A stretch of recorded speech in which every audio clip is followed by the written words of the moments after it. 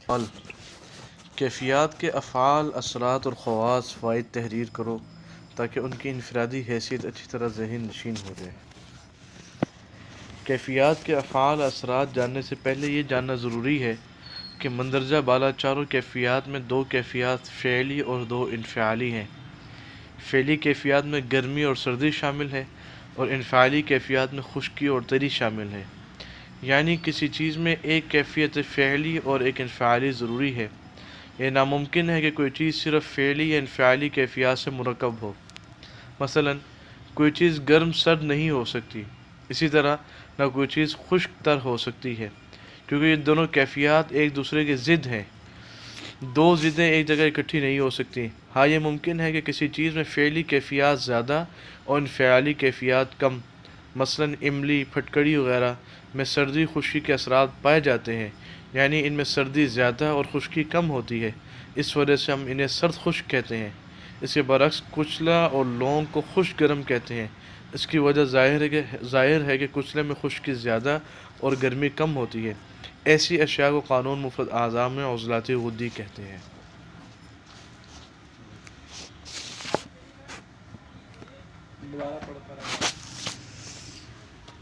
کیفیات کے افعال اثرات جاننے سے پہلے یہ جاننا ضروری ہے کہ مندرجہ بالا چاروں کیفیات میں دو کیفیات فعلی اور دو انفعالی ہیں۔ فعلی کیفیات میں گرمی اور سردی شامل ہے اور انفعالی کیفیات میں خشکی اور تری شامل ہے۔ یعنی کسی چیز میں ایک کیفیت فعلی اور ایک انفعالی ضروری ہے۔ یہ ناممکن ہے کہ کوئی چیز صرف فعلی یا انفعالی کیفیات سے مرکب ہو۔ مثلا کوئی چیز گرم سرد نہیں ہو سکتی، اسی طرح نہ کوئی چیز خشک تر ہو سکتی ہے، کیونکہ یہ دونوں کیفیات ایک دوسرے کی ضد ہیں۔ دو ضدیں ایک جگہ اکٹھی نہیں ہو سکتی۔ ہاں، یہ ممکن ہے کہ کسی چیز میں فعلی کیفیات زیادہ اور انفعالی کیفیت کم، مثلا املی، پھٹکڑی وغیرہ میں سردی خشکی کے اثرات پائے جاتے ہیں، یعنی ان میں سردی زیادہ اور خشکی کم ہوتی ہے، اس وجہ سے ہم انہیں سرد خشک کہتے ہیں۔ اس کے برعکس کچلا اور لونگ کو خشک گرم کہتے ہیں۔ اس کی وجہ یہ ہے کہ کچلے میں خشکی زیادہ اور گرمی کم ہوتی ہے۔ ایسی اشیاء کو قانون مفرد اعضاء میں عضلات غدی کہتے ہیں۔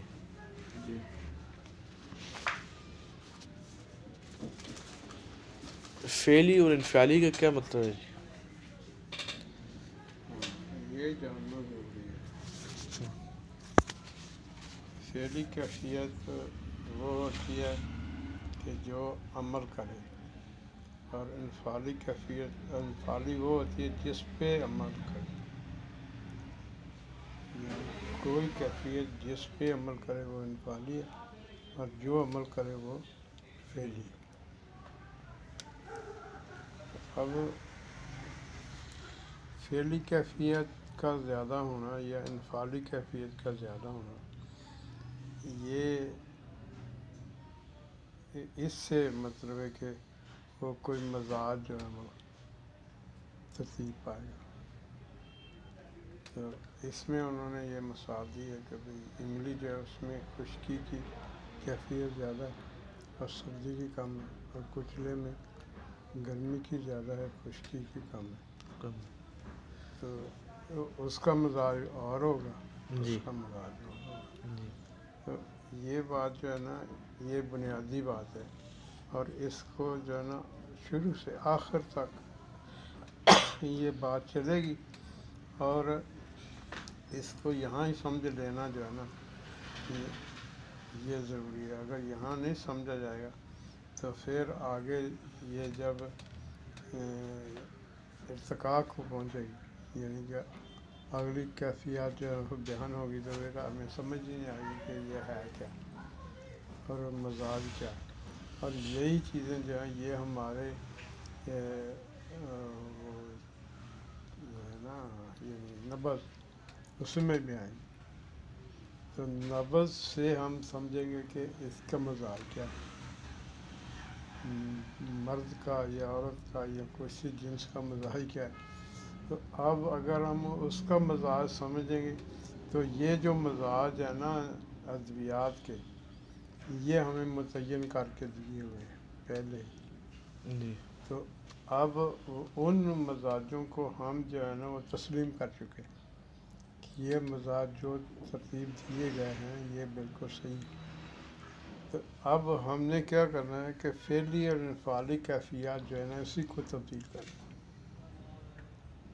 تو اگر کسی میں سردی کی کیفیت زیادہ ہے تو اس کو ہم نے خشکی میں تبدیل کرنا ہے یا گرمیوں میں تبدیل کرنا ہے.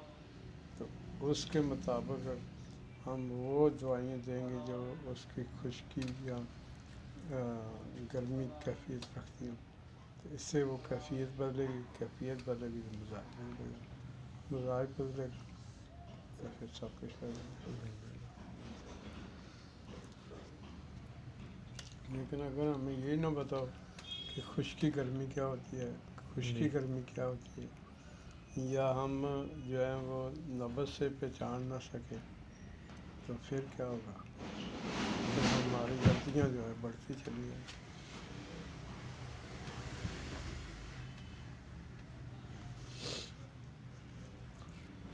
یہ جو ٹرمز ہم بولتے ہیں نا جی جی کہ گرمی، خشکی، سردی، تری، تو اس کا ایک مطلب ہے. جی اور پھر جب ہم مرکب صورت بولتے ہیں تو پھر ہم فعلی اور انفعالی صورت بولتے ہیں صحیح کہ بھئی گرمی نے خشکی پہ اثر کیا ہے، گرمی نے سردی پہ اثر کیا ہے. صحیح.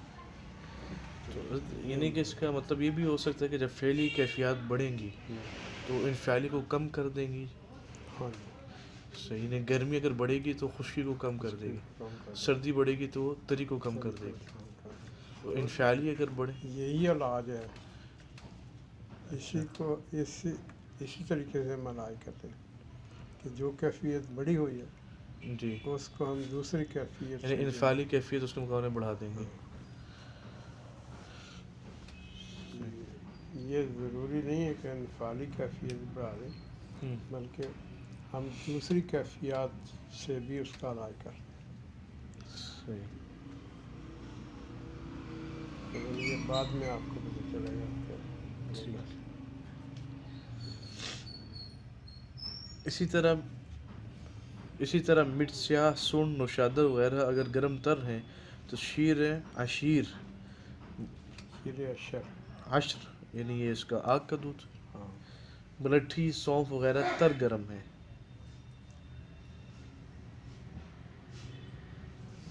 تو اس میں فرق کیا ہوا، گرم تر ہے اور تر گرم؟ یہ پہلے والی بات ہے نا کہ اچھا جو کیفیت زیادہ ہے ہوگی اس کی وجہ سے. ٹھیک. اس کا نام پہلے آئے گا، اور جو کم ہے اس کا کیفیت اس کم کا آئے گا. بعد میں آئے گا. ٹھیک. صحیح. یہاں اس بات کو بھی ذہن نشین کر لے کہ طبی کتب میں کیفیات کی کمی پیشی کے اظہار کا کوئی طریقہ نہیں ہے. مثلا ہمارے پاس دو قسم کی چیزیں ہیں جن میں گرمی تری اور تری گرمی کی کیفیات پائی جاتی ہے. ان میں فرق یہ ہے کہ ایک گروپ میں گرمی زیادہ اور تری کم ہے جبکہ دوسرے میں تری زیادہ اور گرمی کم ہے. مثلا آم، شیرین، کھجور، پستہ، امرود گرم تر ہیں. ان کے برعکس روغن بادام، ملٹھی، ملائی، گاجر اور حلوہ تر گرم ہے.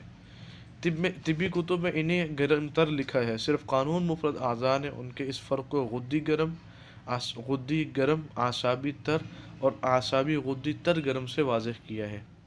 سوال: آپ نے کیفیات کو مفرد صورتوں میں لکھا ہے اور تعداد میں 4 بھی بتائی ہیں. برائے کرم وضاحت فرمائیں کہ کیفیات مفرد کیسے ہو سکتی ہیں جبکہ یہ عیاں ہے کہ مفرد ایک ذات صرف خداوند تعالی کی ہے. جواب: یہ درست ہے کہ سوائے خدا کے مفرد کوئی چیز نہیں ہو سکتی، لہٰذا کیفیات بھی مفرد نہیں ہو سکتی. جہاں تک انہیں 4 مفرد صورتوں میں لکھنے کا تعلق ہے وہ صرف افہام و تفہیم تک ہے، ورنہ کیفیات ہمیشہ مرکب صورت میں ہی پائی جاتی ہیں، چاہے وہ اس کائنات کی فضا میں ہو یا اغذیہ، ادویہ، اشیاء جن میں جمادات، نباتات، حیوانات سب شامل ہیں. یہ بھی حقیقت ہے کہ کیفیات سب میں یکساں صورت میں نہیں پائی جاتی، بلکہ کسی شے میں گرمی کم اور خشکی زیادہ، یا کسی شے میں گرمی زیادہ خشکی کم.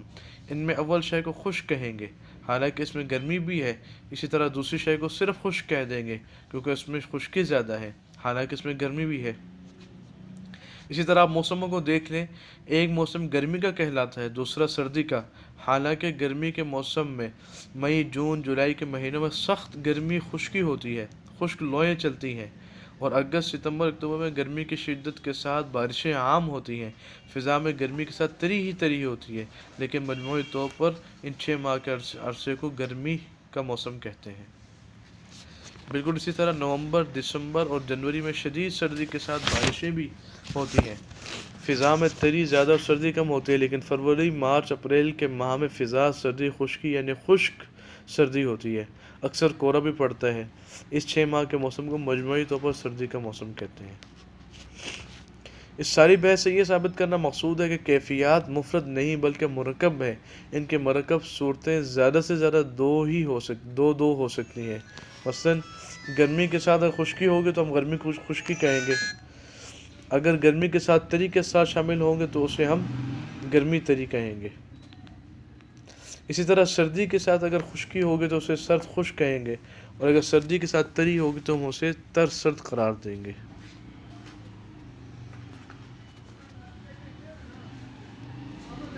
سمجھ آ گئی؟ جی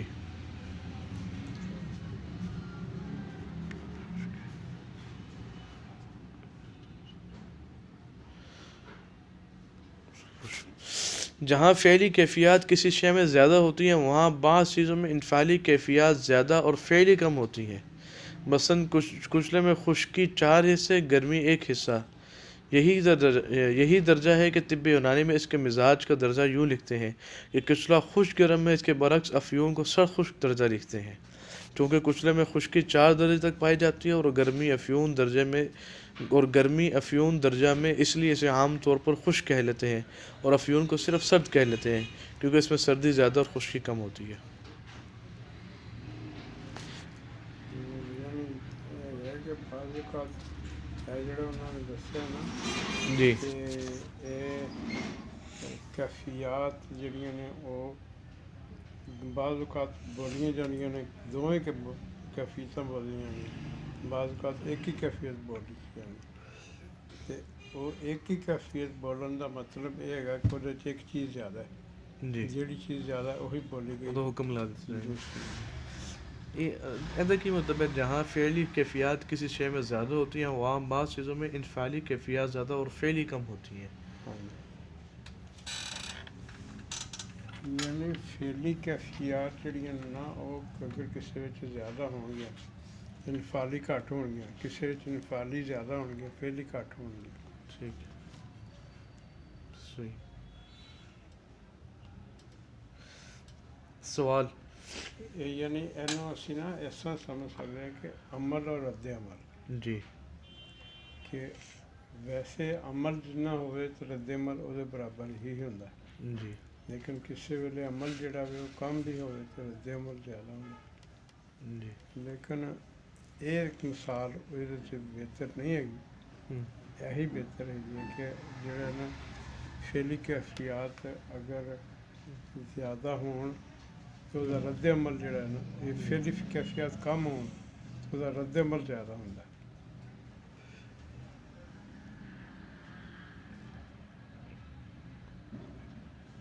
صحیح۔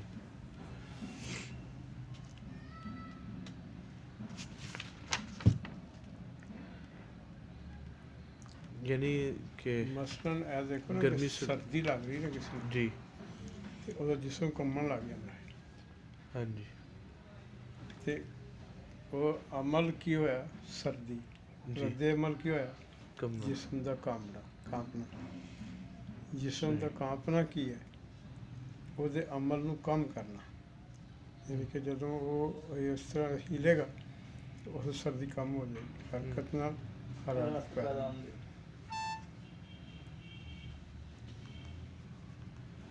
صحیح ہو گئی۔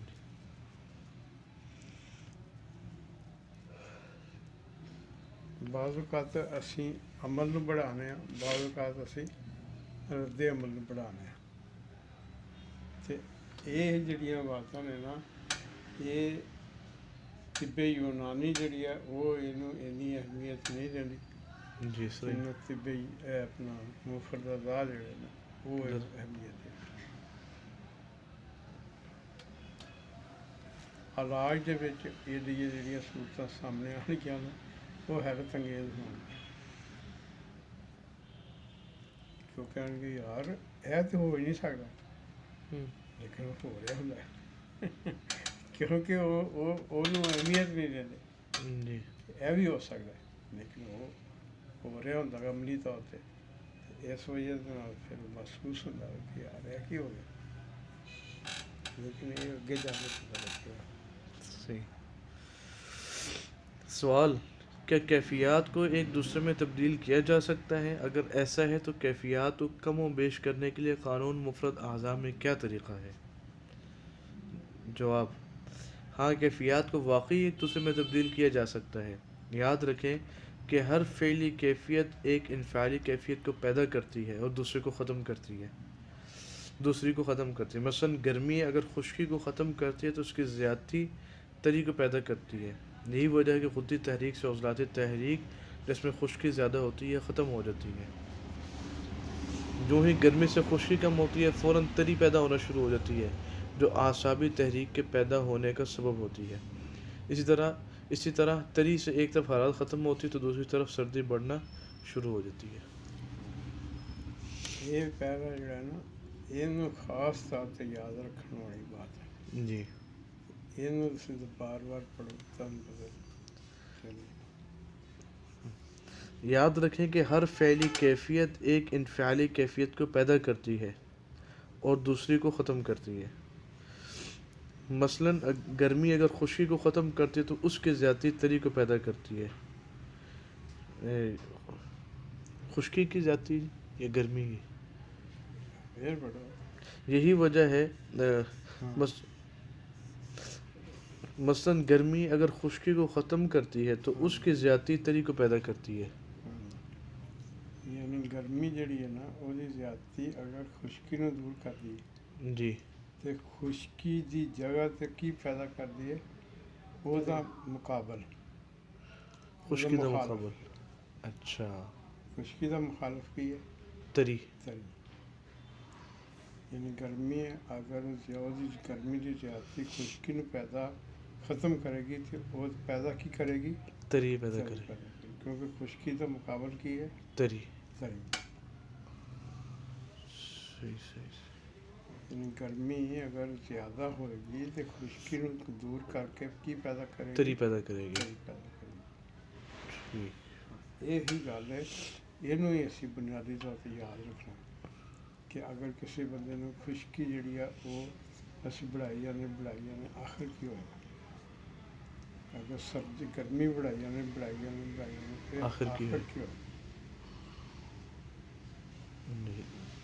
گرمی ودے ودے تری ود جائے گی. اگر قدرتی طور پہ یعنی وہ مرض کے طور پہ جی، گرمی ودی گئی تو آخر کی ہوئے گا؟ پانی پی جانا پھپڑیاں چ بھی پیڑ چ بھی. جی لو عروج تے پہنچتی تو باتیں شروع ہو جاتی ہیں. ہاں جی، گرمی جب ودی آخر تے جاتی تو کوئی تری پیدا ہونی شروع ہو جاتی. سبحان اللہ. یہ جڑی چیز ہے نا یہ بنیادی چیز ہے. بنیاد طبی یونانی ہے ہی نہیں ہے. چلو ہوئے یا نہ ہوئے سانوں کوئی نہیں. بہت سانوں بنیادی اپنی چیز ہے. بات نہ لے کہ اسی کی کرنا سبحان اللہ. ہاں جی، اسی کس طرح علاج. انہاں علامتاں نو مرضاں کنورٹ کرنا. علامت کی ہے تو وہ مرض کی ہے. یہ مرض کی ہے تو وہ علامت کنورٹ کرنا کہ وہ علامت کی ہو سکتی. مثلا اگر تسی کوئی مریض ایسا کرتا ہے کہ وہ گرم چیزیں کھائی جانا تو اگے کی ہوئے گا تسی انہوں ایڈوانس دس سکتے ہو. تو جے اگر انہوں ہو گیا تو پھر وہ تمہیں علامت دسے گا تو تمہیں مرض کا پتا لگ جائے گا کہ کیوں ہوا. تو اسی تو علاج کر رہے ہیں کیوں دا. اسی مطلب علامت کا علاج نہیں کر رہے. جی، یہ ہوئی طرح امتیاز ہے طب دا کہ یہ علامت کا علاج نہیں کرتی بلکہ یہ سبب کا علاج کر دیں. لیکن سبب لبن واسطے سارے کول اے پیرامیٹر ہے. جی،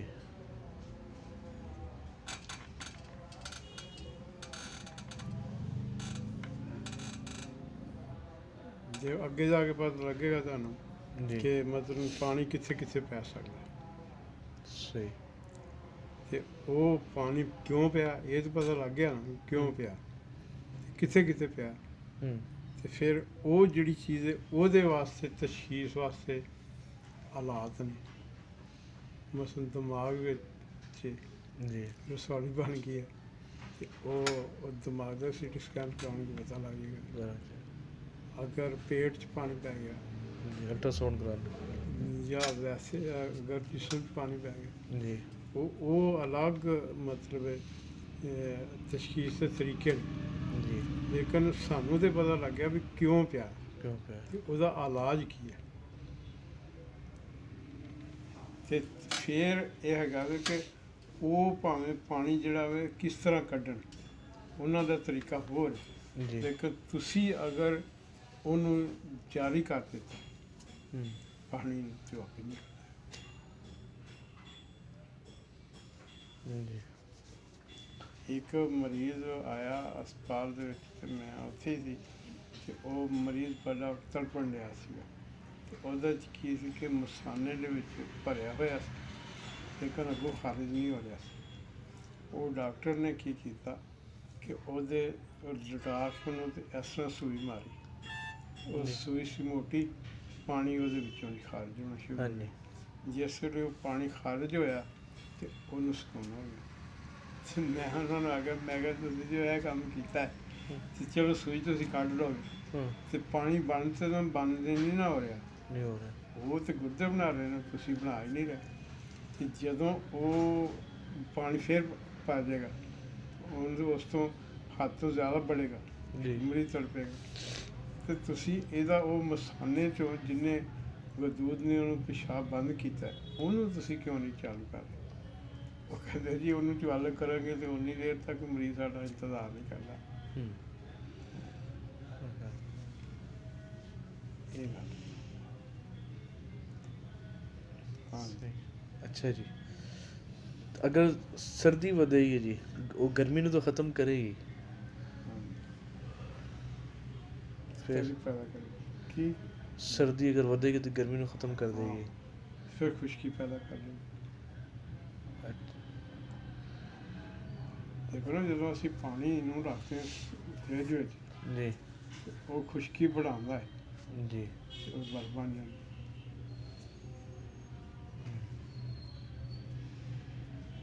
ਖੁਸ਼ਕੀ बढ़ेगी ਤੇ ਉਹ ਪਾਣੀ ਨੂੰ ਜਮਾ ਲਏਗੀ।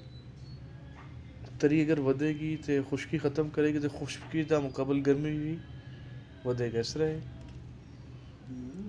ਖੁਸ਼ਕੀ ਜਦੋਂ ਰੂਹ ਤੇ ਜਾਏਗੀ ਫਿਰ ਗਰਮੀ ਸ਼ੁਰੂ ਹੋ ਜਾਏਗੀ।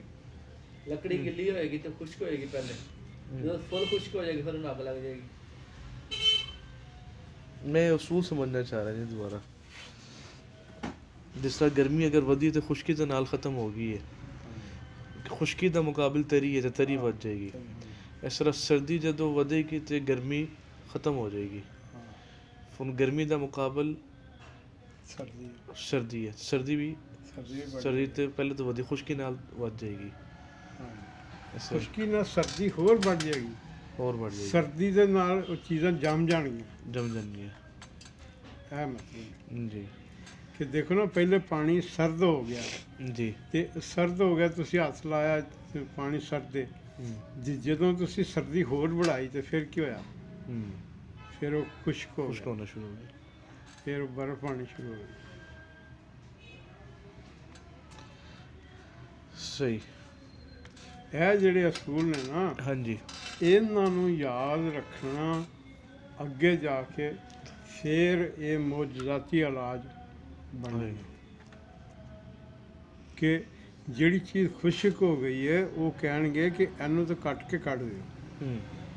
ਜਿਸ ਤਰ੍ਹਾਂ ਪਿੱਤੇ ਦੇ ਵਿੱਚ ਪੱਥਰੀਆਂ ਬਣ ਗਈਆਂ, ਜੀ ਉਹ ਕੀ ਕਹਿੰਦੇ ਨੇ? ਜੀ ਪੱਤੇ ਕੱਢ ਦਿਓ।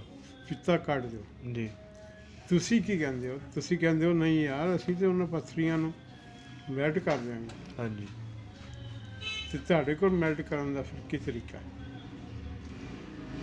ਗਰਮੀ ਤੇ ਤੁਹਾਨੂੰ ਪਹਿਲੇ ਪਤਾ ਹੋਣਾ ਚਾਹੀਦਾ ਵੀ ਇਹ ਕਿਉਂ ਪੱਥਰੀਆਂ ਬਣੀਆਂ। ਠੀਕ ਹੈ ਬਣੀ ਹੈ। ਇਹ ਹੈਗਾ ਮੌਜਜ਼ਾਤੀ ਇਲਾਜ। ਜੀ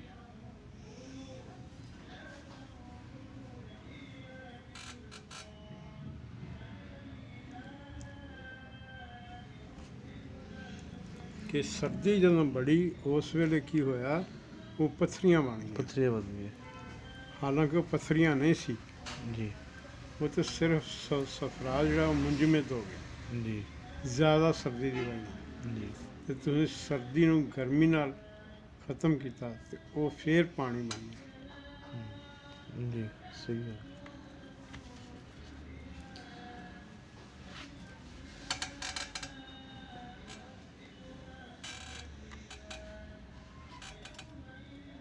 سردی ٹھیک ہے.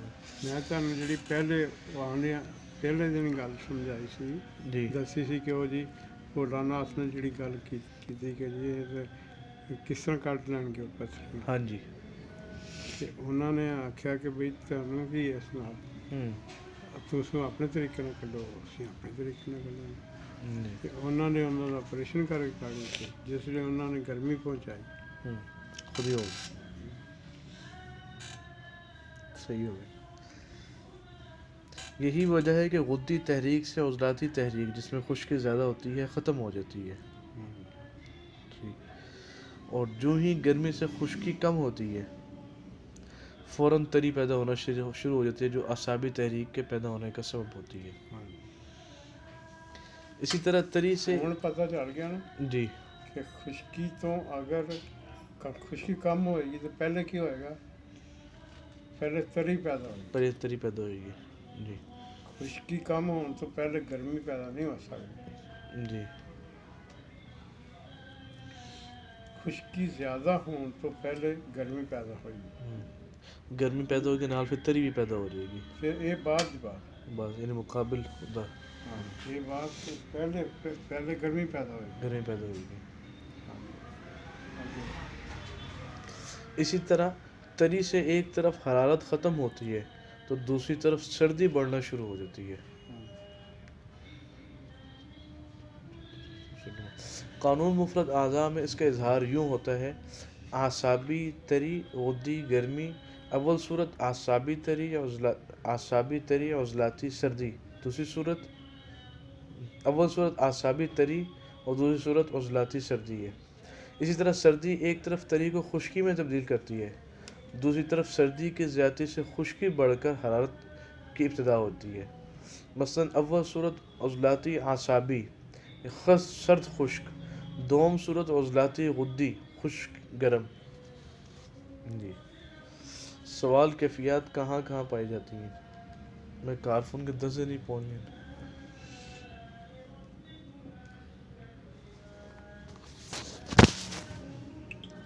یاد رکھنا یہ فائدہ ہوئے گا کہ تسی قبل از وقت مریض نو دس دیو گے کہ اگے تینوں کی ہون والا. جی اگر تو بد پرہیزی کرے گا، اگر تو ساری گل نہیں منے گا، اگے تینوں کی ہوئے گا. تو جے اگر وہ گل نہیں منے گا، انہوں جدوں شروع ہوئے گا نا ہونا، پھر وہ کہے گا جی کہ تہاڈی گل صحیح سی تے میں غلط سی. تو پھر وہ تمہیں کہے گا جو ہن تسی کہو گے نا میں وہ کروں. وہ میں کروں گا. یعنی کہ خشک کپڑا ہوئے نا ہاں جی وہ حرارت کا احساس ہوتا ہے. جی اگر گلا کپڑا ہوئے ساری رات بھی تلے رکھو تو ٹھنڈ نہیں لگتی. ٹھنڈ لگ رہی اگر کپڑا خشک ہو جائے گا پھر حرارت کا احساس ہے. خشکی جدو عروج تے جانی پھر گرمی شروع ہو گرمی جائے گی. پیدا ہو جائے گی. اسی طریقے سے جدو حرارت عروج تے جائے گی پھر تری پیدا ہو جائے گی. تری پیدا ہو جائے گی. ਇਹ ਦੇਖੋ ਨਾ ਜਿਹੜੇ ਅਸੀਂ ਕੱਪੜੇ ਉੱਪਰ ਲੈਂਦੇ ਹਾਂ جی ਇਹਨਾਂ ਦੇ ਵਿੱਚ ਅੱਗ ਤਾਂ ਨਹੀਂ ਹੁੰਦੀ. ہاں جی یہی سلا یا لے لو تو ٹھنڈ نہیں لگتی. ਲੇਕਿਨ ਇਹ ਗੱਲ ਹੈਗੀ ਹੈ کہ ਤੁਸੀਂ ਕੰਬਲ ਉੱਪਰ ਲਾਇਆ ਤੁਹਾਨੂੰ ਪਸੀਨਾ ਆ ਜਾਏਗਾ. ہاں جی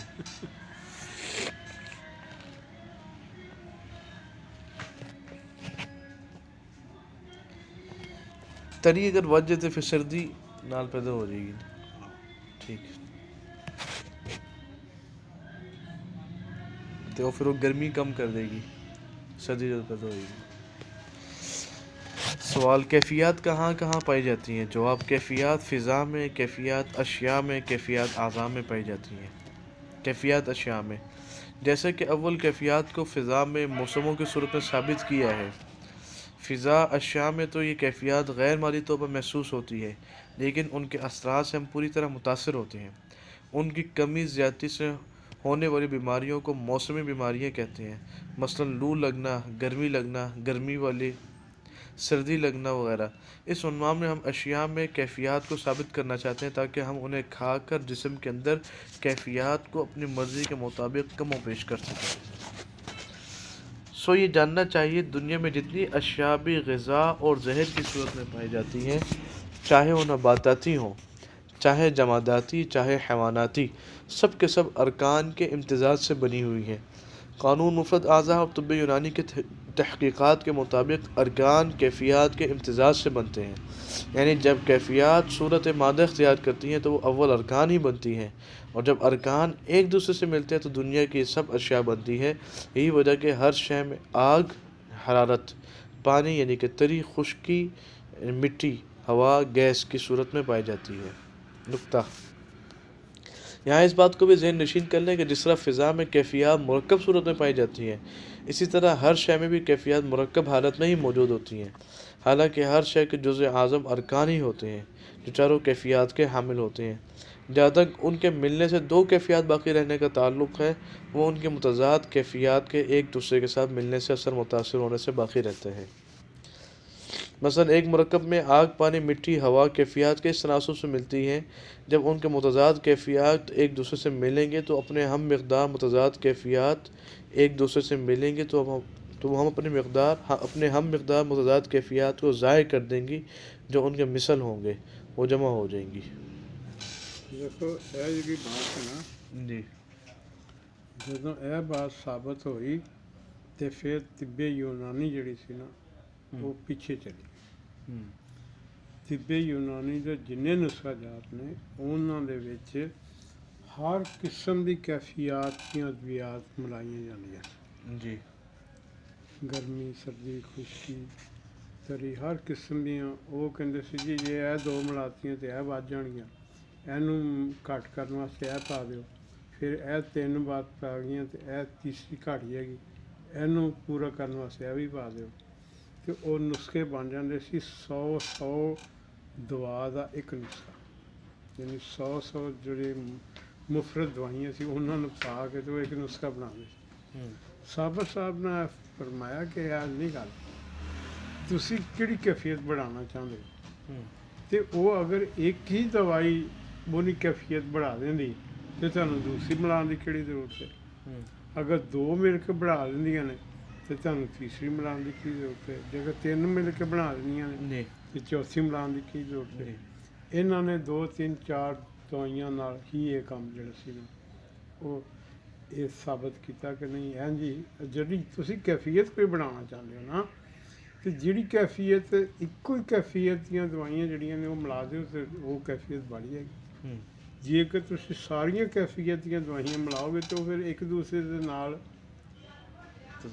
تضاد کرن گیا تو وہ کیفیت آٹومیٹک اندر ہی ختم ہو جائیں کہ وہ جسم نو کی اثر رہنی کہ وہ بجائے یہ کہ وہ طاقت بڑھے طاقت گھٹتی جائے گی تو تسی طاقت بڑھان واسطے ایک طاقت نو بڑھانا چاہتے تو وہ طاقت اتنے ختم ہوئی ہیں تو وہ بجائے یہ کہ طاقت بڑھے وہ دوائیاں بڑھتی جان گیا تو دوائیاں بڑھتی جان گیا تو وہ مریض واسطے یہ معاملہ جڑا ہے نا وہ عطائی ڈاکٹر کا کہ عطائی ڈاکٹر جڑے نے وہ اس چیز نو نہیں جانتے، وہ یہ کرتے ہیں 10 دوائیاں 20 دوائیاں لکھ کے دے دیں۔ کئی ڈاکٹر جڑے نے انہوں نے نسخے بھی تسی پڑھ کے دیکھو تو وہ 5 5 6 7 دوائیاں لکھیاں ہوندیاں جبکہ ہر ایک دا فنکشن علیحدہ علیحدہ ہوتا ہے، لیکن انہوں نے صرف یہی ہے کہ اینوں کٹن واسطے یہ پا دیو، اینوں کٹن واسطے یہ پا دیو، تو پھر فائدہ کنوں دینا؟ جی انہوں نے آپس سے کٹنا ہے تو مریض نوں کی فائدہ ہوئے گا؟ تو وہ کیفیات نوں نہیں جانتے، ارکان نوں نہیں جانتے اور مزاج نوں نہیں جانتے تو نہ ہی وہ مانتے ہیں، اس وجہ نال انہوں دی غلطی ہے۔ تو یہ غلطی جڑی ہے نا یہ قانون مفرد اعضاء نے کڈی کہ نہیں بھائی جے اگر تسی ارکان نوں جانتے ہو، جے تسی مزاج نوں جانتے ہو، تسی اخلاق نوں جانتے ہو، یہ ساری چیزاں تے ایک دوسرے دے ملن نہ پیدا ہوندیاں۔ جے اگر تسی کیفیات نوں، مزاج نوں، اخلاق نوں پیدا کرنا چاہتے ہو تو یہ تو ایک دوسرے دے ملن نہ پیدا ہوندیاں، تو جدوں تسی انہاں دا ملاپ جڑا بند کر دیو گے تو پھر کس طرح پیدا ہوں گے؟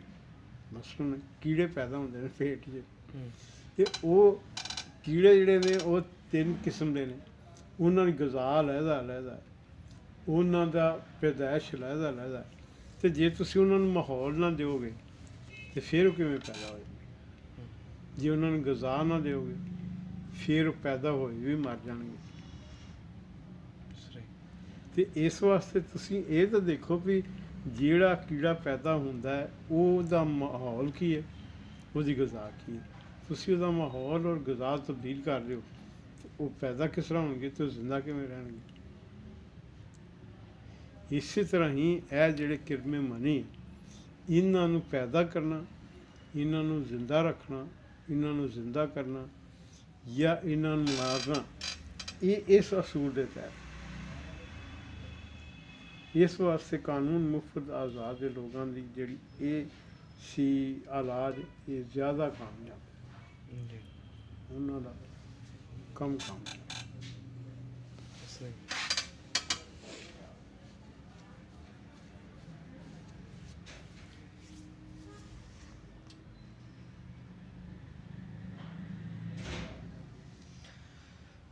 دوبارہ پڑھ دیں گے۔ یہاں اس بات کو بھی ذہن نشین کر لیں کہ جس طرح فضا میں کیفیات مرکب صورت میں پائی جاتی ہیں، اس طرح ہر شے میں بھی کیفیات مرکب حالت میں ہی موجود ہوتی ہیں، حالانکہ ہر شے کے جزء اعظم ارکان ہی ہوتے ہیں جو چاروں کیفیات کے حامل ہوتے ہیں۔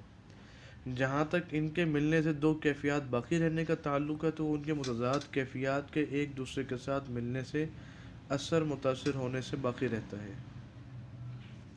ایسا کی مطلب ہے یہ، کہ جہاں تک ان کے ملنے سے دو کیفیات باقی رہنے کا تعلق ہے وہ ان کے متضاد کیفیات کے ایک دوسرے کے ساتھ ملنے سے اثر متاثر ہونے سے باقی رہتا ہے۔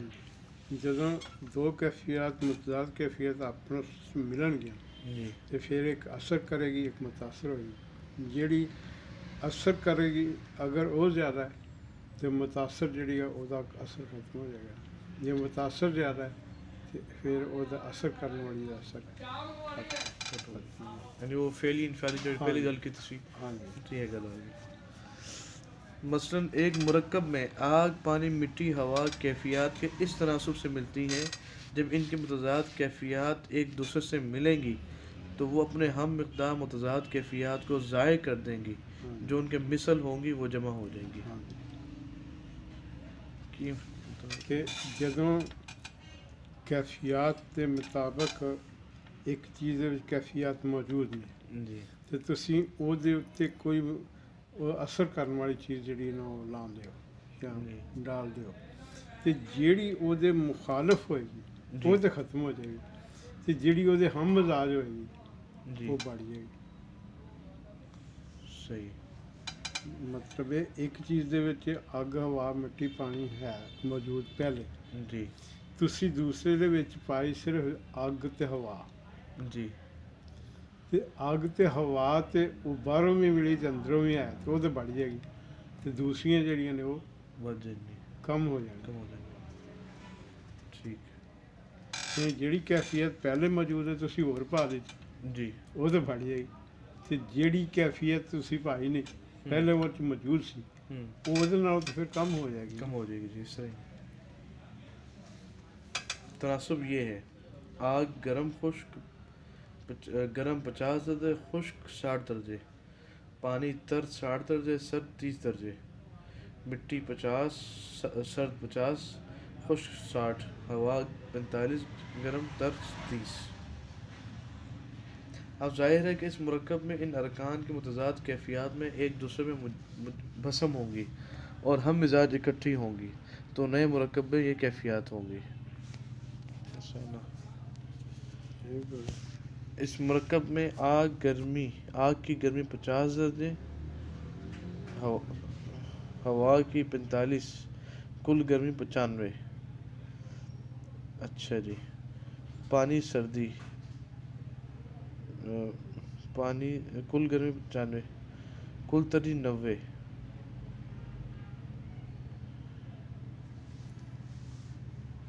انہوں نے پچھلے نہ ملا کے تھے جی جمع تخلیق کر کے دسیا۔ صحیح۔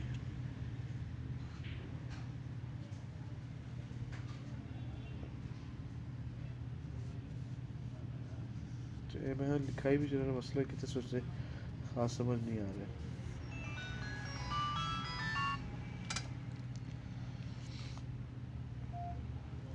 یہ سمجھ نہیں آ رہی۔ ایک ہی لکھا ہے۔ اس مرکب میں آگ کی گرمی 50 درجے، اچھا جی، اس مرکب میں گرمی خشکی، پانی کی تری سردی، سردی خشکی، گرمی تری، ہوا کی سننا تھی ہے جی ذرا ਇਹਨਾਂ ਨੂੰ ਨਾ ਮੇਰੇ ਕੋਲ ਐਨਕ ਨਹੀਂ ਹੈਗੀ, ਨੂੰ ਪੜ੍ਹ ਕੇ ذرا دو۔ پڑھو جی، یہ تناسب لکھے نے نا، ہوا چ اتنے فیصد یعنی کہ گرمی اتنے فیصد سردی ہے، تناسب لکھے نے۔ اچھا ہاں یہ دیکھو نا، یہ 20% نے لکھیا ہے درجہ ہے گرمی دا، یہ خشکی کا اتنا درجہ ہے، پھر یہ یعنی کہ ایک چیز دے وچ پانی چ سردی کنی ہے، اگ چ خشکی کنی ہے، ساری چیزاں دے درجے لکھے ہیں سمجھن واسطے۔ صحیح جویں اسی کہنے نا دلاتی گدی، وہ دا مطلب کی ہے کہ 3% خشکی، 3 حصے خشکی، چوتھا حصہ گرمی، 75% خشکی، 25% گرمی، یہ تناسب سمجھا رہا ہے۔ صحیح۔ اب اس مرکب میں گرمی 95 حصے جب 80 حصے سردی سے ملیں گے تو باقی 15 حصے گرمی بچ جائے گی۔ اس طرح جب اس مرکب کے اعضاء میں 90 حصے تری 100 درجے خشکی سے ملیں گے تو 10 حصے خشکی بچ جائے گی، لہٰذا اس مرکب شے میں 15 حصے گرمی اور 10 حصے خشکی رہ جائیں گے، اور یہ شے مزاجاً گرم خشک کہلائے گی۔ یہاں اس بات کو پھر یاد کر لیں کہ ہر مرکب میں یہ ضروری نہیں کہ اس میں صرف فعلی کیفیت زیادہ اور انفعالی کم ہو، بلکہ کسی شے میں فعلی کیفیت زیادہ ہوتی ہے اور کسی شے میں انفعالی۔ یہی وجہ کہ قانون مفرد اعضاء میں اشیاء کے مزاج کو اسی تناسب سے بیان کیا جاتا ہے۔ مثلاً کچھ میں خشکی زیادہ ہے اور گرمی کم، اس لیے ہم اسے خشک گرم یا عضلاتی غدی کہتے ہیں۔ اس کے برعکس سنڈ، مرچ، سیاہ وغیرہ کو گرم تر غدی اعصابی کہتے ہیں، کیونکہ ان میں گرمی زیادہ اور تری کم ہوتی ہے۔ ان دونوں کے درمیان جمال گوٹا، اجوائن وغیرہ کو گرم خشک غدی عضلاتی کہتے ہیں، کیونکہ ان کے ساتھ ابھی خشکی باقی ہے۔ ایک اور نقطہ، اگر کسی شے میں کوئی کیفیت 100 درجے قریب ہو تو وہ چیز زہر کا درجہ رکھتی ہوگی اور اسے چوتھے درجے کی سمی دوا کہا جائے گا۔ اگر کسی شے میں 75 درجے تک کوئی کیفیت غالب ہوگی تو شے قریب بسم کہلائے گی اور اسے تیسرے درجے کی دوا کہا جائے گا۔ اگر کسی شے میں 50 درجے تک کوئی کیفیت ہوگی تو خالص دوا کہلائے گی اور اسے دوسرے درجے کی دوا کہا جائے گا۔ اگر کسی شے میں 25 درجے تک کوئی کیفیت غالب ہوگی تو دوائے معتدل کہلائے گی اور اسے درجہ اول کی دوا کہا جائے گا۔ اگر کسی شے میں 1 سے 25 درجے تک کیفیت غالب ہوگی تو غذائے خالص کہلائے گی۔ بھائی جان جی یہ نا تسی اس طرح کرو کہ نشان لگاؤ اچھا کہ یہ جڑیاں چیزاں نے نا جی یہ انیاں اہم نے کہ انہاں نوں نہیں تسی یاد رکھو گے تے پھر ہی تانوں اگلیاں باتاں سمجھ آنگیاں، اچھا ورنہ نہ تسی علاج وچ کچھ تانوں سمجھ آئے گی تے نہ ہی تانوں تشخیص وچ سمجھ آئے گی، کیونکہ یہ جڑیاں چیزاں نا یہ ایک بنیاد نے، اور جدوں تسی بنیادی طور تے سمجھ آؤ گے تے پھر تسی جس چیز نوں کیفیت نوں کنی پیدا کرنا چاہتے، دیکھو اگے آئے گا جیڑا نا محرک شدید ملین مصر خفیف تریاق یہ آئے گا، پھر وہ تانوں سمجھ نہیں آنی ہے جنی دیر تک رہ نہیں تانوں سمجھ آئے گی پہلے درجے دی دعا کیڑی، دوسرے دی تیسرے درجے دی، کیونکہ جدوں کیفیت آنگیاں مرض دیاں ادوں بھی اس طرح آنگیاں کہ یہ پہلے درجے دی مرض، دوجے دی، تیسرے دی، چوتھے دی، تے تسی کیڑی کیفیت نوں کیڑی دوا لگانی۔ اگر سائیکل نوں پکڑن واسطے تسی موٹر سائیکل لا دیو کہ موٹر سائیکل کی سپیڈ زیادہ ہے، سائیکل دی گھٹ ہے، تے جے تسی موٹر سائیکل نوں پکڑن واسطے سائیکل لا دیو موٹر سائیکل زیادہ ہے تے سائیکل دی گھٹ ہے، تے پھر تسی کیویں پکڑ سکتے؟ یہ جڑیاں چیزاں نا یہ پھر درجات مرض، درجات دوا میں کتاب لکھی ہے، وہ سانوں سمجھ آئے گی جی یہ چیزاں پہلے تانوں سمجھ کہ کیڑی درجے دی دوا نوں کیڑے درجے دی مرض نوں چاہیے۔ جے اگر تسی درجات مرض نوں نہیں جانتے تو درجات دعا کیویں استعمال کرو گے، تے جے درجات دعا نہیں جانتے تو درجات مرض نوں تسی کیڑی دوائی دیو گے؟ تے جنی دیر درجات مرض دے مطابق درجات دوا نہ ہوئے اونی دیر تک آرام آنا ممکن نہیں۔ ਤੇ ਇਹ ਵੀ ਮੁਮਕਿਨ ਹੈ ਕਿ ਤੁਸੀਂ ਦਰਜਾਤ ਮਰਦ ਦੇ ਮੁਤਾਬਿਕ ਦਰਜਾਤ ਦਵਾ ਦਿੱਤੀ ਫੌਰੀ ਠੀਕ ਅਸਰ ਹੋ ਜਿਸ ਤਰ੍ਹਾਂ ਕਿ ਇੱਕ ਬ੍ਰੇਕ ਹੈ ਕਿ ਤੁਸੀਂ ਮੋਟਰਸਾਈਕਲ ਨੂੰ ਬ੍ਰੇਕ ਲਾਈ ਜੀ ਫੌਰਨ ਮੋਟਰਸਾਈਕਲ ਖੜੀ ਹੋ ਗਈ ਭਾਵੇਂ ਜਿੰਨੀ ਮਰਜ਼ੀ ਤੁਸੀਂ ਤੇਜ਼ ਮੋਟਰਸਾਈਕਲ ਚਲਾ ਰਹੇ ਹੋ ਤੇ ਭਾਵੇਂ ਤੁਸੀਂ ਗਲਤ ਬ੍ਰੇਕ ਲਾ ਦਿੱਤੀ ਲੇਕਿਨ ਮੋਟਰਸਾਈਕਲ ਖੜੀ ਹੋ ਜਾਏਗੀ ਤੇ ਅਗਰ ਤੁਹਾਨੂੰ ਮੋਟਰਸਾਈਕਲ ਦੀ ਬ੍ਰੇਕ ਲਾਉਣ ਦਾ ਅਸੂਲ ਦਾ ਨਹੀਂ ਪਤਾ ਉਹ ਵੱਖਰੀ ਗੱਲ ਜਿਹੜਾ ਤੁਹਾਡਾ ਨੁਕਸਾਨ ਹੋਏ ਲੇਕਿਨ ਮੋਟਰਸਾਈਕਲ ਜ਼ਰੂਰ ਖੜੀ ਹੋ ਜਾਏਗੀ ਇਹ ਮੰਨ ਕਿ ਦਰਜਾਤ ਮਰਦ ਦਰਜਾਤ ਦਵਾ ਨੂੰ ਅਗਰ ਤੁਸੀਂ ਇਸਤੇਮਾਲ ਕਰੋਗੇ ਜੀ ਤੇ ਉਹ ਉੱਥੇ ਹੀ ਮਰਦ ਖੜੀ ਹੋਏਗੀ ਲੇਕਿਨ ਉਹਦੇ ਨੁਕਸਾਨਾਤ ਜਿੰਨੇ ਵੀ ਹੋਣ ਉਹਦਾ ਫਿਰ ਅਲੱਗ ਮਸਲਾ ਹੈ ਜਿਸ ਤਰ੍ਹਾਂ ਕਿ ਅੰਗਰੇਜ਼ੀ ਅਦਬਿਆਤ ਵਾਲੇ ਕਰਦੇ ਨੇ ਕਿ ਤੁਸੀਂ ਗਏ ਹੋ ਨਜ਼ਲੇ ਵਾਸਤੇ ਉਹਨਾਂ ਨੇ ਐਸੀ ਦਵਾਈ ਦੇ ਦਿੱਤੀ ਕਿ ਨਜ਼ਲਾ ਤੁਹਾਡਾ 1 ਸੈਕਿੰਡ ਬੰਦ ਹੋ ਗਿਆ ਲੇਕਿਨ ਬਾਅਦ ਦੇ ਵਿੱਚ ਭਾਵੇਂ ਤੁਹਾਡਾ ਨੱਕ ਵੀ ਬੰਦ ਹੋ ਜਾਏ ਦਿਮਾਗ ਵੀ ਬੰਦ ਹੋ ਜਾਏ ਜੋ ਮਰਜ਼ੀ ਹੋ ਜਾਏ ਉਹਨਾਂ ਨੂੰ ਕੋਈ ਇਤਰਾਜ਼ ਇਹਦੇ ਨਾਲ ਕੋਈ ਤਾਲੁਕ ਨਹੀਂ ਲੇਕਿਨ ਜੇ ਤੁਸੀਂ ਦਵਾਈ ਦਿਓਗੇ ਤਾਂ ਤੁਸੀਂ ਇਹ ਦਿਓ ਕਿ ਭਈ ਇਹਦਾ ਸਿਰਫ ਨਜ਼ਲਾ ਹੀ ਬੰਦ ਨਾ ਹੋਵੇ ਬਾਕੀ ਚੀਜ਼ਾਂ ਬੰਦ ਨਾ ਹੋਣ ਜੀ ਅਗਲਾ ਪੈਰਾਗ੍ਰਾਫ ਪੜ੍ਹੋ ਫਿਰ ਤੁਹਾਨੂੰ ਗਲਤੀਆਂ ਨਾਲ ਵੀ ਬਣਾਉਣੀਆਂ ਪਤਾ लगेगा अपनी गलतियां पता थोड़ा लगेगा ज़्यादा पढ़ लो 12:30 आज़ा अगर हम अपनी हस्ती की इब्तदा को समझें तो हमारा जिस्म भी अरकान और कैफियत से ही बना हुआ साबित होगा। इस मसले को आप ऐसा समझ सकते हैं कि मनी ग़िज़ा से बनती है जो अरकान से मुरक्कब और मनी के ख़मीर से हज़रत इंसान मारज़ वजूद में आता है जो रहम मादर में कुछ अर्सा गुजार कर सालम फ़ानी में नमूदार होता है जो मुख्तलिफ़ अज़ा का मुरक्कब होता है। इल्म फ़िज़ियालॉजी के मुताबिक हमारे जिस्म में 4 किस्म के अज़ा पाए जाते हैं जो 4 किस्म के टिश्यूज़ से बने हुए हैं जिनका नाम ये है कनेक्टिव टिश्यूज़, नसज इल्हाक़ी, नसज उज़लाती, मस्कुलर टिश्यूज़, क़शरी नसज, एपिथेल टिश्यूज़, आसाबी एपिथेलियल टिश्यू एपिथेल टिश्यूज़ और नसीज ਨੂੰ ਕਹਿੰਦੇ ਨੇ नसीज, नसीज आसाबी नसीज, नर्वस टिश्यूज़, मंदरजा बाला नसीजों से बेतरतीब हड्डी गोश्त उज़लात गुदत और आसाब बनते हैं। इनमें उज़लात गुदत आसाब से फ़ेली आज़ा बनते हैं। तब यूनानी हड्डी को सर्द खुश्क मिजाज के हामिल समझती है। उज़लात के मिजाज खुश्क गर्म गुदत को गर्म खुश्क और आसाब को सर्द तर करार देती है। हाँ उन्होंने अपने नाम रखे हुए हैं जी कैफियत के हिसाब ਨਾਲ ਕਿ ਜਿਹੜੀ ਕੈਫੀਅਤ ਜ਼ਿਆਦਾ ਉਹਦਾ ਨਾਮ ਪਹਿਲੇ ਆਏਗਾ ਜਿਹੜੀ ਕੈਫੀਅਤ ਘੱਟ ਹੋਏਗਾ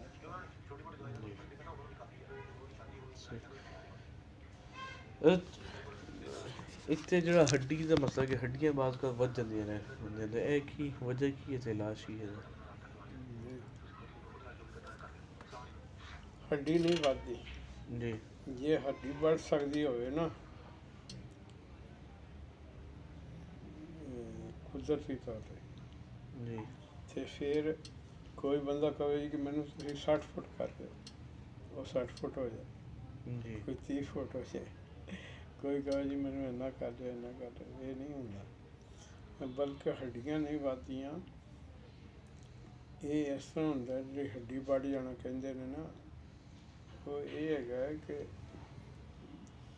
ਕੈਲਸ਼ੀਅਮ ਮੈਗਨੀਸ਼ੀਅਮ ਫਾਸਫੋਰਸ ਇਹ ਜਿਹੜੀਆਂ ਚੀਜ਼ਾਂ ਸਾਲਡ ਜੀ ਤੇ ਇਹ ਪੈਦਾ ਵੀ ਹੁੰਦੀਆਂ ਨੇ ਜੀ ਤੇ ਇਹਨਾਂ ਨੂੰ ਕੰਮ ਵੀ ਕੀਤਾ ਜਾ ਸਕਦਾ ਜੀ ਤੇ ਜਦੋਂ ਕਿਸੇ ਜਿਸਮ ਦੇ ਵਿੱਚ ਜ਼ਿਆਦਾ ਪੈਦਾ ਹੁੰਦੀਆਂ ਨੇ ਤੇ ਫਿਰ ਉਹ ਕਿਸੇ ਨਾ ਕਿਸੇ ਜਗ੍ਹਾ ਤੇ ਉੱਤੇ ਜੰਮੀਆਂ ਸ਼ੁਰੂ ਹੋ ਜਾਂਦੀਆਂ ਅੱਛਾ ਉਹ ਜਮਾਓ ਜਿਹੜਾ ਉਹ ਹੀ ਬੜਾ ਅੱਛਾ ਉਹਨੂੰ ਕਹਿੰਦੇ ਹੱਡੀ ਬਣ ਗਈ ਅੱਛਾ ਹੱਡੀਆਂ ਜੇ ਅਗਰ ਪੜ ਸਕਦੀਆਂ ਹੋਣ ਨਾ ਕੁਦਰਤੀ ਤੌਰ ਤੇ ਜੀ। ਤੇ ਕੋਈ ਬੰਦਾ ਕਹੇ ਜੀ ਕਿ ਮੈਨੂੰ ਮੇਰਾ ਕੱਦ ਛੋਟਾ ਹੈ ਤੇ ਮੇਰਾ ਕੱਦ ਬੜਾ ਕਰ ਦਿਓ ਮੇਰਾ ਕੱਦ ਬੜਾ ਹੈ ਛੋਟਾ ਕਰ ਦਿਓ ਉਹ ਨਹੀਂ ਇਹ ਜਿਹੜੀਆਂ ਚੀਜ਼ਾਂ ਨੇ ਕੁਦਰਤੀ ਉਹ ਨਹੀਂ ਕੰਮ ਉਹ ਕੁਦਰਤ ਨਾਲ ਕੰਮ ਜ਼ਿਆਦਾ ਹੁੰਦੀਆਂ ਸਹੀ ਲੇਕਿਨ ਜਿਹੜੀਆਂ ਜ਼ਿਆਦਾ ਪੈਦਾ ਹੁੰਦੇ ਨੇ ਨਾ ਜੀ ਉਹ ਜ਼ਿਆਦਾ ਪੈਦਾ ਹੁੰਦੇ ਨੇ ਸਿਰਫ ਉਹਨਾਂ ਦੀ ਜਿਹੜੀ ਸਾਡੀ ਸੋਲਡ ਚੀਜ਼ਾਂ ਨੇ ਨਾ ਜਿਸਮ ਦੇ ਵਿੱਚ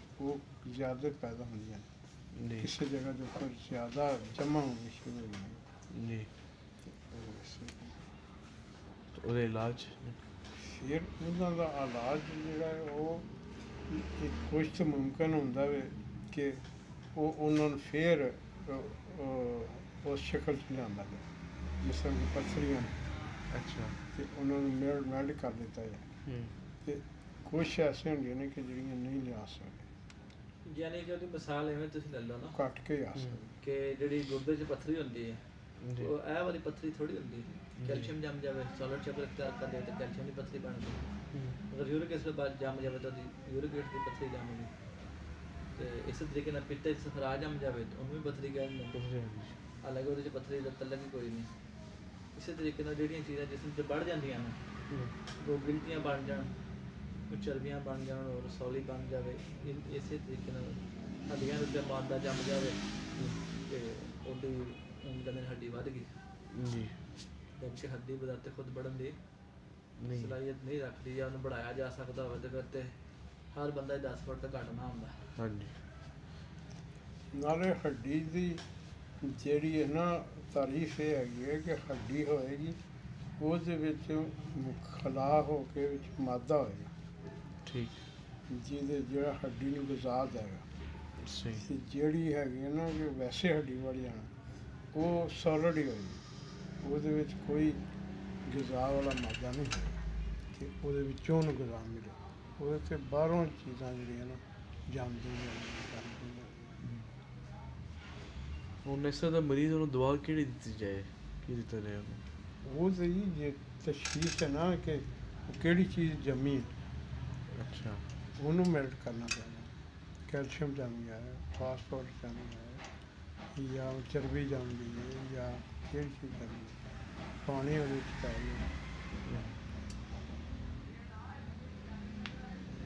ਦੇਖੋ ਨਾ, ਅਗਰ ਪਾਣੀ ਦੀ ਥੈਲੀ ਬਣ ਗਈ ਤਾਂ ਐਡਾ ਬੜਾ ਹੋ ਗਿਆ, ਜੀ। ਹੁਣ ਤਾਂ ਪਾਣੀ ਕੱਢਾਂਗੇ ਤੇ ਉਹ ਠੀਕ ਹੋ ਜਾਏਗਾ। ਠੀਕ ਹੋ ਜਾਏਗਾ। ਮਰੀਜ਼ ਅਗਰ ਮੌਜੂਦ ਨਾ ਹੋਵੇ ਫਿਰ ਨਹੀਂ, ਤਸ਼ਖੀਸ ਤੋਂ ਬਗੈਰ ਤਾਂ ਕੋਈ ਗੱਲ ਨਹੀਂ ਨਾ, ਮਰੀਜ਼ ਕਿਤੇ ਤਸ਼ਖੀਸ ਇੱਥੇ ਤਾਂ ਨਹੀਂ ਹੋ ਸਕਦੀ। ਉਹ ਤਾਂ ਤਸ਼ਖੀਸ ਜਾਂ ਹਾਲਾਤ ਜਿਹੜੇ ਤਸ਼ਖੀਸ ਕਰਨੀ ਕੋਈ ਟੈਸਟ ਵਗੈਰਾ ਉਹਦੇ ਉਹ ਹੀ ਕਰ ਸਕਦੇ ਨੇ। ਕੈਲਸ਼ੀਅਮ ਵਗੈਰਾ ਦੇ ਟੈਸਟ ਕਰਵਾ ਦਿੱਤੇ। ਮਰੀਜ਼ ਦੀ ਅਲਾਮਤ ਕੀ ਨੇ, ਕਿੱਥੇ ਮਰੀਜ਼ ਹੈ, ਕੀ ਮਸਲਾ, ਪੂਰੀ ਗੱਲ ਦੱਸੋ। ਮੇਲ ਹੈ, ਫੀਮੇਲ ਹੈ, ਕਿਸੇ ਹਿੱਸੇ ਦੀ ਹੱਡੀ ਪ੍ਰਾਈਵੇਟ ਮਰਕਜ਼ ਸਾਡੇ ਕੋਲ ਆਉਂਦੇ ਨੇ ਤੁਰਕੀ ਤੋਂ ਨਾ ਦੋ ਦੋਸਤ, ਉਹਨਾਂ ਨੇ ਦੱਸਿਆ ਕਿ ਸਾਡੀ ਭਾਬੀ ਹੈ, ਉਹਨੂੰ ਹੈ ਮਸਲਾ ਜੀ ਹੈ।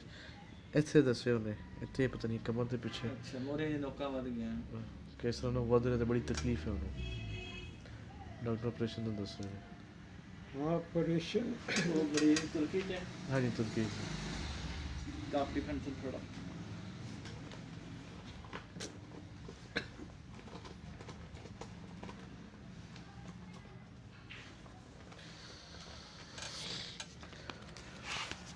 ਜੀ।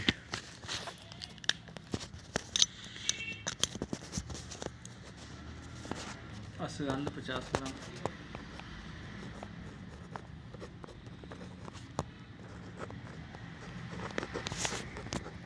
ਜੀ। ਮਗਜ਼ ਬਨੋਲਾ 100 ਗ੍ਰਾਮ,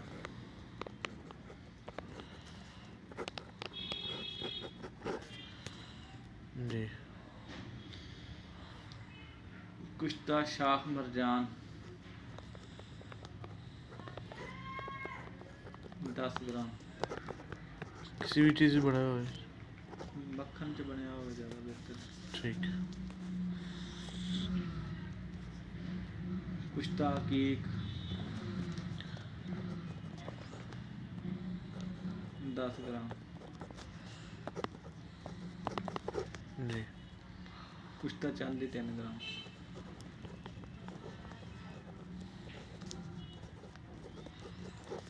जी। सारे पाउडर करके मिक्स कर लो। जी। चाय वाला 1 चम्मच जड़ा ना 1 कप दूध च पा के उन्हें खीर पकाना है। सही। वो खीर सुबह खाली पेट खा ले, जितनी देर तक तो भुख न लगे बाद च गदा नहीं खानी। यह खिलाओ उन्होंने लगातार 2 महीने।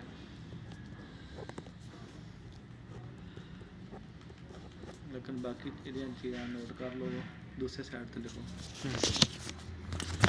अगर उन्हें भुख ना लगती हो पहले उन्हें भुख लवानी, फिर दवाई शुरू करनी है। अच्छा। ये चीज़ां नोट कर लो।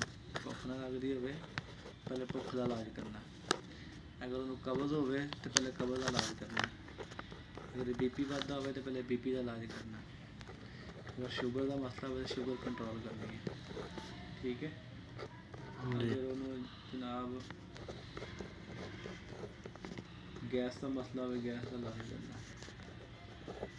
ਇਹ ਇਲਾਜ ਜਿਹੜੇ ਨੇ ਕਰਨ ਤੋਂ ਬਾਅਦ ਫਿਰ ਉਹਦਾ ਉਹ ਇਲਾਜ ਕਰੋਗੇ, ਉਹ ਹੈਗਾ ਹੱਡੀਆਂ ਦੀ ਨੋਕਾਂ ਵਾਸਤੇ, ਮੋਹਰਿਆਂ ਵਾਸਤੇ। ਲੇਕਿਨ ਇੱਕ ਬੰਦੇ ਨੂੰ ਪਹਿਲੇ ਭੁੱਖ ਹੀ ਨਹੀਂ ਲੱਗਦੀ, ਇਹ ਤੱਕ ਦੀ ਦਵਾਈ ਹੈ, ਇਹ ਉਹ ਕਿਵੇਂ ਹਜ਼ਮ ਕਰ ਲਏਗਾ ਜਿਹਨੂੰ ਰੋਟੀ ਹਜ਼ਮ ਨਹੀਂ ਹੋ ਰਹੀ। ਇਸ ਵਾਸਤੇ ਪਹਿਲੇ ਉਹਦੇ ਮਿਹਦੇ ਦੇ ਫਾਲ ਨੂੰ ਦੁਰਸਤ ਕਰਨਾ ਅਤੇ ਬਾਕੀ ਚੀਜ਼ਾਂ ਤੁਸੀਂ ਨੋਟ ਕਰ ਲਓ। ਔਰ ਫਿਰ ਉਹਦੇ ਅੰਦਰ ਕਾਰਬੋਹਾਈਡਰੇਟ ਪਾਇਆ ਜਾਂਦਾ ਹੈ, ਸਕੰਦ ਦੇ ਅੰਦਰ, ਮਗਜ਼ ਬਣਾਉਣੇ ਦੇ ਅੰਦਰ। ਸ਼ੂਗਰ ਜਿਹੜੀ ਕਾਰਬੋਹਾਈਡਰੇਟ ਨਾਲ ਵੱਧਦੀ, ਜੇ ਅਗਰ ਪਹਿਲੀ ਉਹਦੀ ਸ਼ੂਗਰ 300, 350, 400 ਦੀ ਹੋਵੇ, ਰਾਤੀ ਸਾਡੇ ਕੋਲ ਮਰੀਜ਼ ਆਈ, ਉਹਦੀ 400 ਦੀ ਸ਼ੂਗਰ ਸੀ, ਜੇ ਪਹਿਲੇ ਸ਼ੂਗਰ ਕੰਟਰੋਲ ਕਰਾਂਗੇ ਨਾ, ਬਾਕੀ ਕੰਮ ਬਾਅਦ ਦੀ ਗੱਲ ਹੈ। ਇਸ ਵਾਸਤੇ ਬੁਨਿਆਦੀ ਚੀਜ਼ਾਂ ਦਾ ਦੁਰਸਤ ਹੋ ਗਿਆ। ਉਹ ਜੀ ਵਾਲੇਕੁਮ ਸਲਾਮ व रहमतुल्लाहि व बरकातहू जी ਕੀ ਆ ਇਹ ਜਿਹੜੀਆਂ ਚੀਜ਼ਾਂ ਨੇ ਨਾ, ਇਹ ਜਿੰਨੀ ਦੇ ਤੱਕ ਇਹ ਸਾਰੀ ਚੀਜ਼ਾਂ ਕੰਟਰੋਲ ਨਾ ਹੋਣ, ਉਨੀ ਦੇ ਤੱਕ ਆਓ ਜੀ ਕਿੱਧਰ ਆ ਰਹੇ ਅਸੀਂ ਆਖਰੀ ਚੀਜ਼ ਤਾਂ ਨਹੀਂ ਦੇ ਸਕਦੇ। ਜਿਵੇਂ ਬੁਨਿਆਦੀ ਚੀਜ਼